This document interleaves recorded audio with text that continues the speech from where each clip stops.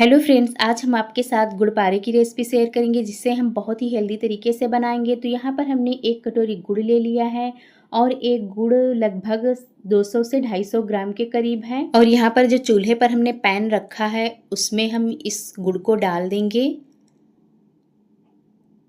तो यहाँ पर जो गुड़ है हमने पैन में डाल दिया है और अब हम इसमें डाल देंगे पानी। तो यहाँ पर हम 1 कटोरी हमने गुड़ लिया था तो 1/3 कप कटोरी हम यहाँ पर पानी डालेंगे इसमें और इसको अच्छे से मिक्स कर लेंगे। और गैस का फ्लेम हमने जला दिया है जिससे कि गुड़ जो है मेल्ट हो जाए। तो यहाँ पर देख सकते हैं जो गुड़ है मेल्ट होने लगा है और ये अच्छी तरीके से मेल्ट हो गया है। तो यहाँ पर गुड़ को ज़्यादा हमें पकाना नहीं है, बस ये मेल्ट हो जाए उतना ही हमें पकाना है। यहाँ पर देख सकते हैं उबाल इसमें आ गई है। अब हम गैस का जो है फ्लेम बंद कर देंगे और ये ठंडा हो जाए तो इसको हम छान लेंगे। तो यहाँ पर जो सिरप है ठंडा हो गया है और एक छलनी लेंगे और गिलास उसमें हम इस गुड़ वाले सिरप को छान लेंगे। तो यहाँ पर हमने जो सारे सिरप को छान लिया है और ये जो कचरा इसमें निकला देख सकते हैं कितना सारा कचरा इसमें निकला है। और ये सिरप को हम एक साइड में रखेंगे और दूसरी तैयारी कर लेते हैं। तो इधर हमने एक मिक्सिंग बाउल लिया है और इसमें हम डाल देंगे गेहूं का आटा, क्योंकि हम ये जो गुड़ पारे बना रहे हैं गेहूं के आटे से बनाएंगे। तो यहाँ पर हम 2 कटोरी गेहूं का आटा ले लेंगे। आप इसकी जगह पे मैदा भी ले सकते हैं। और अब इसमें डालेंगे 2 चम्मच हम यहाँ पर बारीक वाली सूजी डाल देंगे। इससे क्या है गुड़ पारे बहुत ही खस्ता बनकर तैयार होते हैं। आधा चम्मच इलायची का पाउडर लिया है, इसको डाल देंगे। और इसमें हम थोड़ा सा नमक डालेंगे, बिल्कुल 1 पिंच के करीब होगा। इससे क्या है मीठे में जो है टेस्ट और भी बढ़कर आता है। और 1 पिंच के करीब हमने यहाँ पर मीठा सोडा लिया है, इसको डाल देंगे। जिससे क्या है जो गुड़ पारे बनेंगे बहुत ही खस्ता बनकर तैयार होंगे।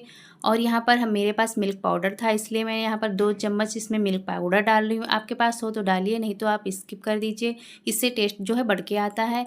और यहाँ पर हमने घी और तेल दोनों को मिक्स करके लिया है। यहाँ पर हम मोयन लगाएंगे। घी से क्या है जो है गुड़ पारे बहुत ही ज़्यादा खस्ता बनकर तैयार होंगे। तो यहाँ पर दोनों मिक्स करके हम ले रहे हैं। आप चाहें तो घी से ही इनको बना सकते हैं या फिर तेल से ही इनको बना सकते हैं। अगर घी डालेंगे तो बहुत ही खस्ता बनकर तैयार होते हैं। अब इस घी और तेल को हाथों की मदद से हम अच्छे से आटे में मिक्स कर लेंगे, जिससे क्या है पूरे आटे में जो मोयन है अच्छे से लग जाए। तो यहाँ पर थोड़ा सा हमें भी मुट्ठी बांध कर देख रहे हैं तो थोड़ा सा भी हमें यहाँ पर मोयन कम लग रहा, तो 1 चम्मच हम इसमें और तेल डाल देंगे और इनको हाथों से अच्छे से मिक्स कर लेंगे। 3 बड़े चम्मच हमने यहाँ पर तेल डाला है। तो यहाँ पर मोयन को जो है हमने आटे में मिक्स कर लिया है और यहाँ पर देख सकते हैं पूरे आटे में ये मोयन जो है अच्छे से मिक्स हो गया है। और इसको हम मुट्ठी बांध कर देखते हैं तो देख सकते हैं मुट्ठी बंध रही है आटे की।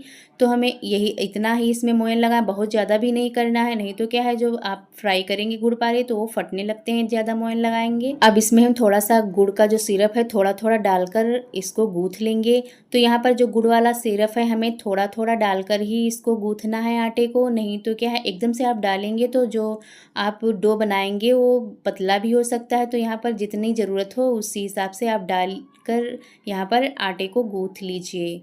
तो यहाँ पर हम थोड़ा थोड़ा जो है सिरप डाल लेंगे और इनको अच्छे से गूँथ लेंगे।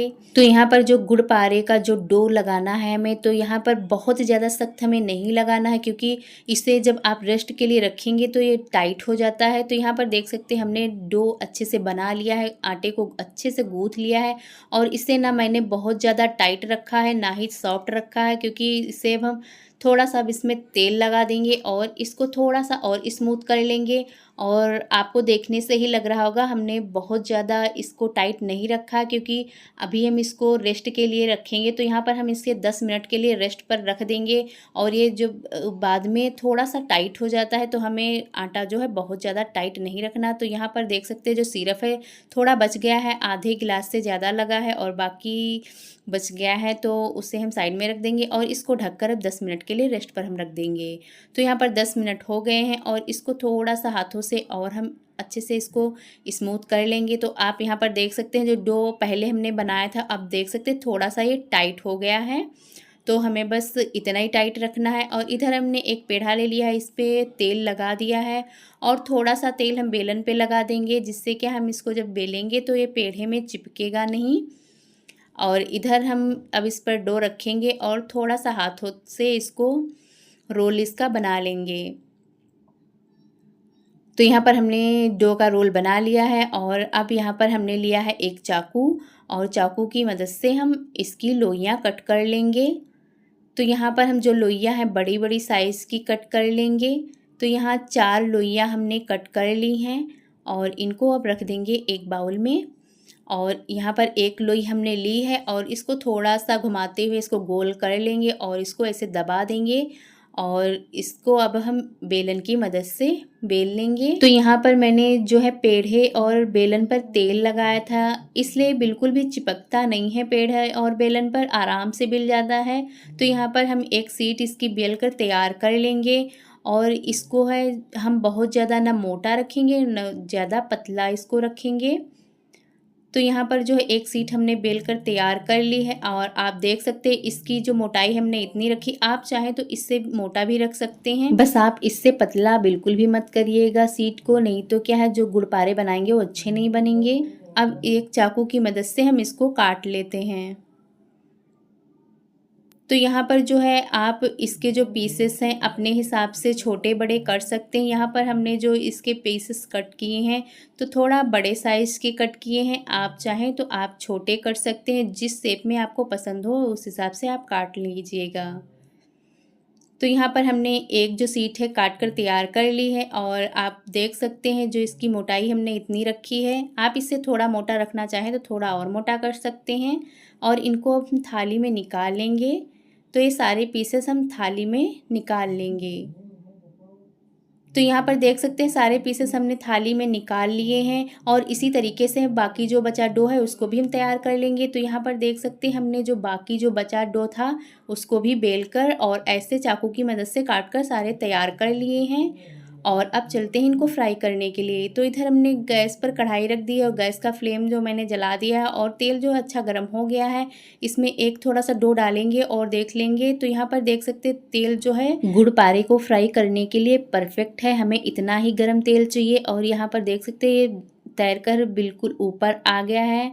तो इसको हम निकाल लेंगे साइड में और जो यहाँ पर गुड़पारे हमने बनाकर रखे थे इनको एक एक हम इस तेल में डाल देंगे। तो यहाँ पर जितने गुड़पारे कढ़ाई में आ जाएंगे उतने हम इसमें डाल देंगे। तो यहाँ पर मैंने सारे जो गुड़पारे हैं जितने कढ़ाई में आ गए हैं उतने हमने यहाँ पर डाल दिए हैं। और यहाँ पर हमने गैस का फ्लेम जो है लो ही रखा है और यहाँ पर अब कलछी लेंगे और इसको थोड़ा सा ऐसा हिला देंगे हम, जिससे क्या है ये नीचे से और ऊपर से बराबर एक जैसे ही सिकें।